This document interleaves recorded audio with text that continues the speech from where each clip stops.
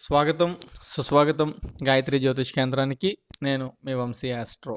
శ్రీ వాల్మీకి విరచిత శ్రీమద్ రామాయణం బాలకాండ 50వ సర్గ. రాముడు, లక్ష్మణుడు, విశ్వామిత్రుడు, మునులు అందరూ మిథిలా నగరము చేరుకున్నారు. జనకుడు చేయు యాగమునకు వచ్చిన ఆహూతులతో మిథిలా నగరము కిక్కిరిసిపోయింది. యాగమునకు వచ్చిన మునులు వేసిన ఋషివాటికలతో మిథిలా నగరం నిండిపోయింది. అప్పుడు రాముడు విశ్వామిత్రుని చూచి ఇలా అన్నాడు: ఓ మనీంద్ర, ఇక్కడ అంతా జనసమర్థంగా ఉంది. మనకు ఉండుటకు తగిన ప్రదేశం నిర్ణయింపుడు అని అన్నాడు. అప్పుడు విశ్వామిత్రుడు జనసమర్థములైన ప్రదేశంలో, జలము బాగా దొరికే ప్రదేశంలో తమకు అతిథి గృహమును ఏర్పాటు చేశాడు. ఇంతలో జనకునకు విశ్వామిత్రుడు యాగమునకు వచ్చాడు అన్న విషయం తెలిసింది. జనక మహారాజు తన పురోహితుడు అయిన శతానందుని ఋత్విక్కులను వెంటబెట్టుకొని విశ్వామిత్రుని వద్దకు వచ్చాడు. విశ్వామిత్రునకు అర్ఘ్యము పాద్యము అర్పించి పూజించాడు. జనకుడు ఇచ్చిన ఆతిథ్యమును సంతోషంతో స్వీకరించాడు విశ్వామిత్రుడు. ఓ జనక మహారాజా, నీకు క్షేమమేనా?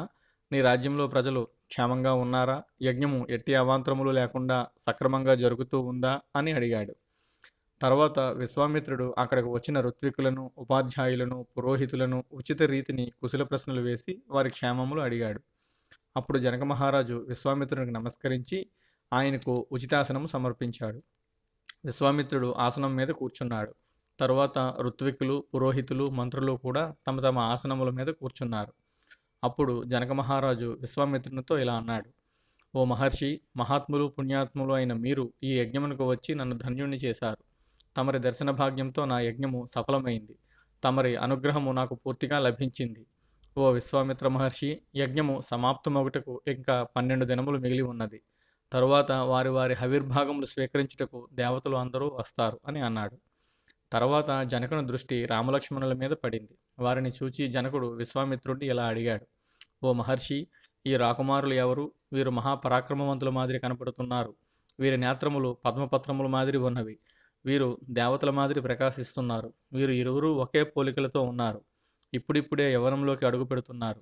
వీరు ధనుర్బాణములను, ఖడ్గములను ధరించి ఉన్నారు. వీరిని చూస్తుంటే సూర్యచంద్రులు ఒకేసారి ప్రకాశిస్తున్నట్టు ఉంది. వీరు ఏ దేశపు రాకుమారులు? మీ వెంట కాలినడకన వచ్చుటకు కారణమేమి?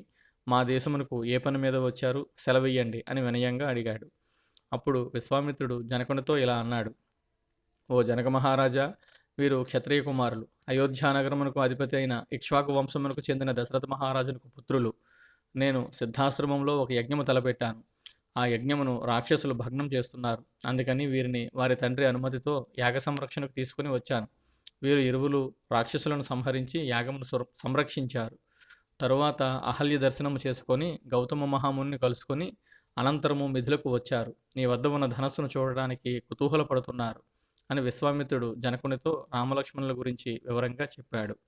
ఇది వాల్మీకి విరచిత శ్రీమద్ రామాయణం బాలకాండ 50వ సర్గ సంపూర్ణం. ఓం తత్సత్. ఓం తత్సత్. ఓం తత్సత్.